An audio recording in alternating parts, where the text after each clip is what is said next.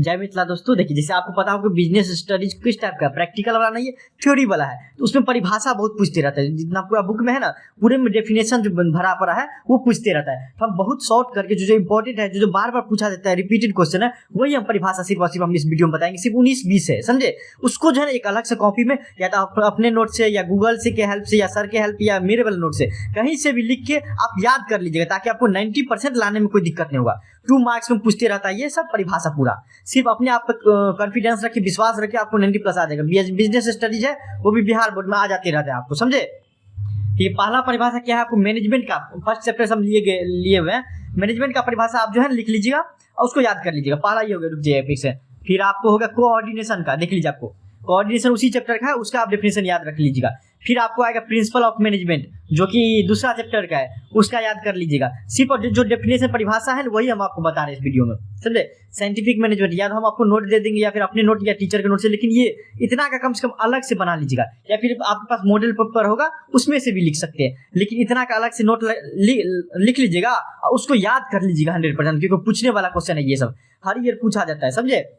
ये जो 19-20 या 20-25 जो क्वेश्चन बताया, जिसमें से 10-12 तो 100% रह ही जाता है। परिभाषा सिर्फ इतना से ही पूछता है, और 2 मार्क्स का दूसरा क्वेश्चन सब रहता है वो पूछते रहता है, लेकिन परिभाषा जो हुआ सो इसी सब से पूछते रहता है। स्क्रीनशॉट ले लीजिए आप। फिर आपका आएगा नेक्स्ट चैप्टर से मेथड स्टडी। ये सब जो है ना 2 नंबर में पूछते रहता है, समझे। सबसे छोटा मेथड स्टडी, मोशन स्टडी हम बताए थे, टाइम स्टडी और फैटिग्यू स्टडी, इतना का जो है आप याद कर लीजिएगा, समझे। फिर देखिए, आपको नेक्स्ट चैप्टर से बिजनेस एनवायरनमेंट आएगा। उसी चैप्टर में आपको लिबरलाइजेशन का परिभाषा याद कर लीजिएगा, प्राइवेटाइजेशन का और ग्लोबलाइजेशन, इतना का जो परिभाषा याद रख लीजिएगा। फिर आपको नेक्स्ट चैप्टर आएगा प्लानिंग और ऑर्गेनाइजिंग, इसका भी परिभाषा सिर्फ लिखिएगा, जो इंपॉर्टेंट है सिर्फ वही लिए हैं। फिर आपको फॉर्मल और इनफॉर्मल ऑर्गेनाइजेशन में तो अंतर भी पूछते रहता है, लेकिन आपको परिभाषा भी पूछ देगा कि फॉर्मल और इनफॉर्मल में क्या क्या परिभाषा है वो आप बता दीजिए। इसी में 19 है, वही हम बता रहे हैं आपको।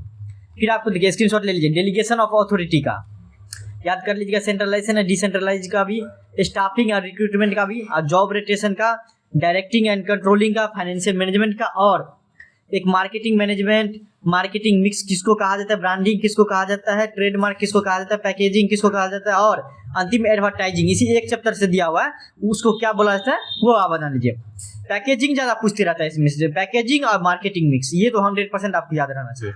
फिर आपको याद रखिए कंज्यूमर प्रोटेक्शन, और अंतिम है आपको स्टॉक मार्केट और मनी मार्केट में क्या अंतर है, या फिर इस दोनों का डेफिनेशन जो है वो याद रखिएगा तो हो जाएगा, समझे। कम से कम स्टॉक मार्केट और मनी मार्केट में क्या अंतर है इतना आप याद कर लीजिए, समझे। चलिए, थैंक यू सो मच।